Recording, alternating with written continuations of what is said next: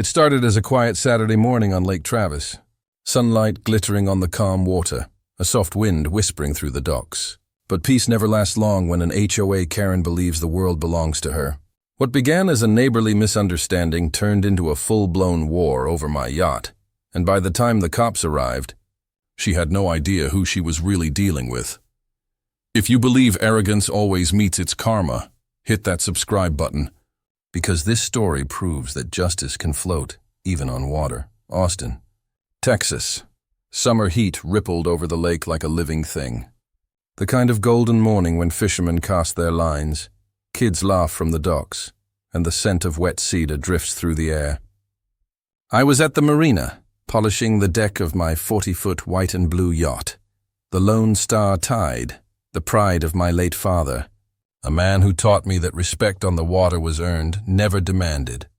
Across the dock, the HOA clubhouse stood like a polished crown, glass windows, manicured flower beds, and a group of overly entitled members sipping iced lattes while pretending they owned the shoreline. Their leader, Karen Lockwood, strutted between them in her oversized sun hat and pearl sunglasses, barking orders at anyone who dared to breathe too loudly.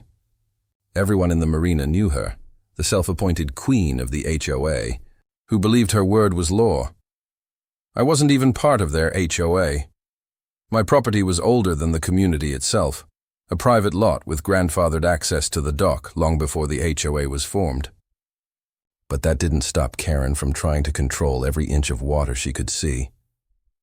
That morning, I noticed her walking down the dock, heels clacking against the wood, holding a clipboard like a weapon. Her voice echoed across the lake. "Excuse me, we're hosting a community brunch event. I'll need access to your yacht for my guests. It'll be wonderful for the photo backdrop." I looked up, squinting against the glare. "Karen, this is my private property. You don't have permission to use my yacht for anything." She blinked, clearly not used to hearing the word no. "What do you mean?" "The marina is community property. That means my HOA has jurisdiction." I wiped my hands on a towel, leaning casually against the rail. "Not this slip. My family owned it before your HOA existed. So no, find another backdrop."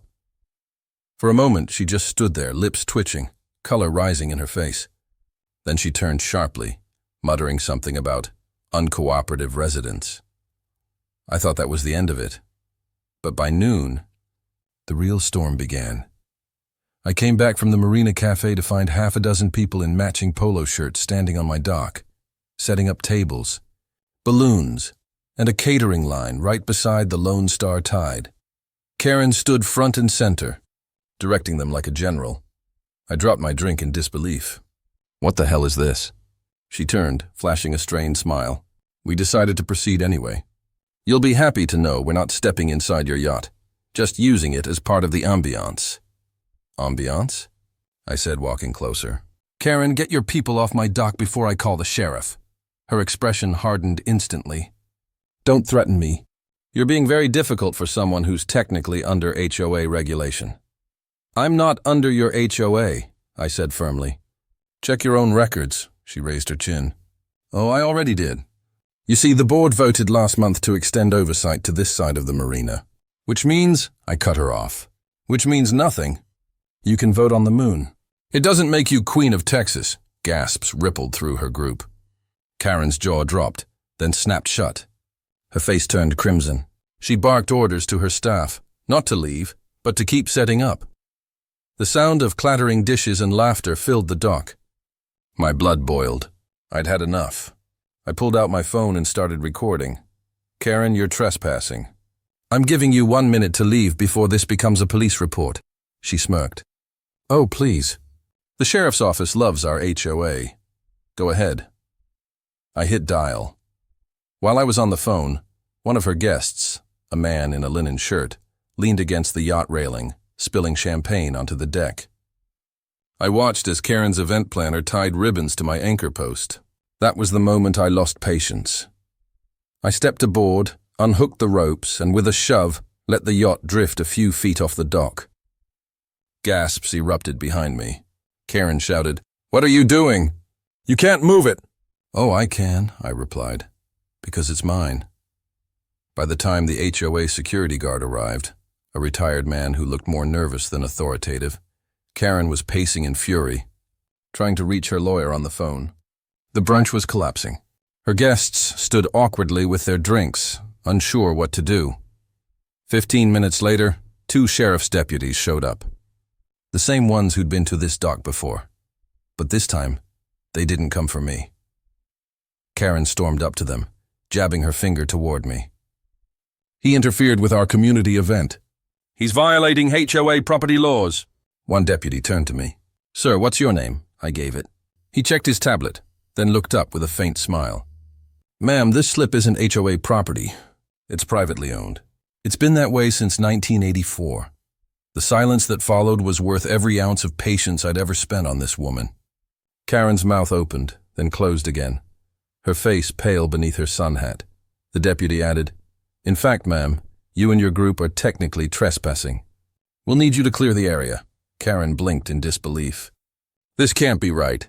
I'm the HOA president." "Then you should know better," the deputy replied flatly. Her guests began packing up in awkward silence. Balloons floated away across the lake.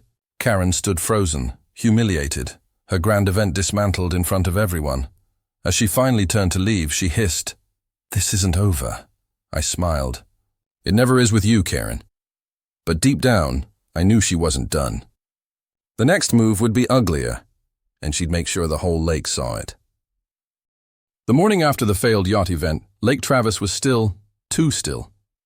Fog drifted over the water like breath on glass. I was on the deck of the Lone Star Tide, sipping coffee, watching sunlight crawl over the hills. But beneath that peace, something felt off. That eerie kind of quiet that always means trouble is coming. Trouble had a name, and it was Karen Lockwood. By 9 a.m., I saw her SUV pull up near the marina gate. Out stepped Karen, sunglasses hiding her fury, clipboard clutched like a sword. Behind her came 2 men in suits, and one of them was clearly a lawyer. She wasn't done, not by a long shot. From where I stood, I could hear snippets of her voice slicing through the still air. "Filed a complaint. HOA jurisdiction over shared water access. Photographic evidence." I smiled grimly. She was really going to try it. Again. I walked down the dock, hands in my pockets, staying calm. "Morning, Karen. Back for another event?" She turned sharply. "You're about to lose your dock, mister. My HOA's legal counsel is here, and we've already filed a temporary injunction." The lawyer beside her, mid-40s, tired eyes, pinstripe suit, cleared his throat. "Actually, ma'am, it's not an injunction yet. We're still verifying the ownership records," Karen snapped. "Oh, they'll see soon enough.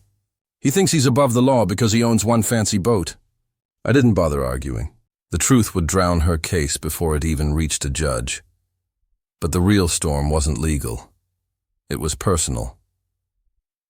That evening, while the sky burned gold over Austin and the lake mirrored the sunset, I returned to the dock and found something shocking. The yacht ropes were untied. One end of the rope dangled loosely in the water, the other tossed carelessly on the deck. The yacht had drifted several feet off its mark, scraping against the pier. My heart thudded, not from fear but from anger. Someone had been here, and I didn't need to guess who. Security footage from the marina camera confirmed it. 6:14 p.m. Karen, in her floral dress and heels, walking down the dock alone.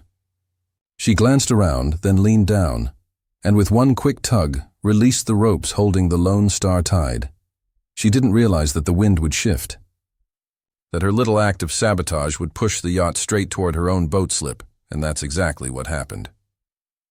The next morning I woke to chaos. HOA members crowded near Karen's dock, staring at the scene. My yacht, large, heavy, immaculate, had drifted right into hers overnight. The fiberglass side of her small pontoon boat was crushed. The railing twisted. The HOA banner hung halfway in the water like a defeated flag. Karen was screaming at the top of her lungs. "He did this! He rammed my boat in the night! Arrest him!" The sheriff's deputy arrived again, the same one from before. He sighed before even stepping out of his cruiser. "Morning, ma'am, again?" Karen shoved her phone toward him. Look what he did! My property's destroyed." I didn't say a word. I just handed the deputy my phone. He watched the video silently. Karen's face drained of color as the footage played, her untying the ropes, the boat drifting off, the timestamp clear as daylight. The deputy turned to her slowly. "Ma'am, this is you," Karen stammered. That's taken out of context." "I was checking the ropes, not out of context or not," the deputy said. "You caused the damage." "You're lucky this boat didn't sink," the HOA crowd whispered among themselves. Some even took pictures. Karen's voice broke, half screaming, half crying. "You can't humiliate me like this. I'm the HOA president." "Then maybe start acting like one," I said quietly. The deputy warned her about tampering with private property, then turned to me. "Sir, you're clear here. No further action needed." Karen stormed off, heels clicking against the dock like gunshots. But she wasn't just angry. She was broken. The woman who once commanded her little HOA empire had just drowned her own reputation in front of everyone. By sunset, her resignation email went out to the entire community board. The title line read, "Effective immediately, stepping down from HOA duties." When I read it later that night, I couldn't help but laugh softly. The lake was quiet again. The stars shimmered in the black water, and the faint hum of crickets carried through the warm Texas air. I leaned back on the deck chair, thinking of my father's favorite saying, "You can't control the water, only respect it." Karen never learned that. And in the end, it wasn't me who taught her the lesson. It was the lake itself.